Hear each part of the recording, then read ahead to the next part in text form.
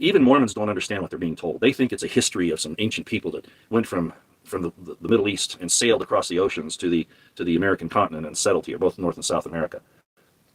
Joseph Smith wrote this for the same reason as George Orwell wrote his 1984. It's not just fiction. It's a prediction of what's coming, a warning. In the Book of Mormon, it talks about secret societies. It actually says that.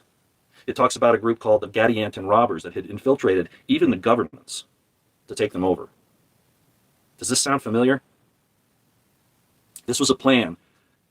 Actually, it's seen its play out throughout history a number of times, but this is the current one, and the target was the United States of America, but also Western Europeans in general, the white Western Europeans and Americans in general. Now, I'm not saying the white Americans, white people have done a lot of everything good.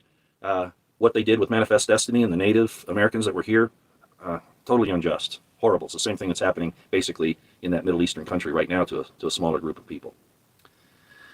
The bankers got a hold of us and we started doing all these wars and things, trying to make an empire. All that was wrong, okay? It was wrong.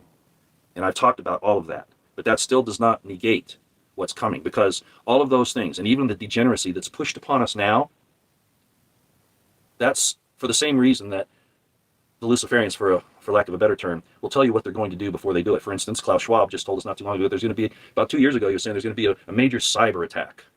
And it's going to be worse than what happened during the sickness for those few years. And now here we are. Things are starting to happen in that way. So they tell you before so that they're not responsible for your inaction and your disbelief. The karma won't come back on them. They're kidding themselves. It really is going to come back on them. It's just not immediate, necessarily. But that's essentially what the Pike Letter was about, and what Joseph Smith was writing about is what these plans were. And Joseph Smith couched it in a book, basically trying to look like a religious text. And Mormons are going to get very mad about this. They're going to be absolutely adamant that this was the Word of God, and that Joseph Smith received this as a revelation and all that. That doesn't matter, Mormons, or anybody else that studied it and scoffed at it. I'm going to tell you what's important, that it is the 1984 of George Orwell in different terms. For the same reason, disguised as Orwell's 1984, so is the Book of Mormon.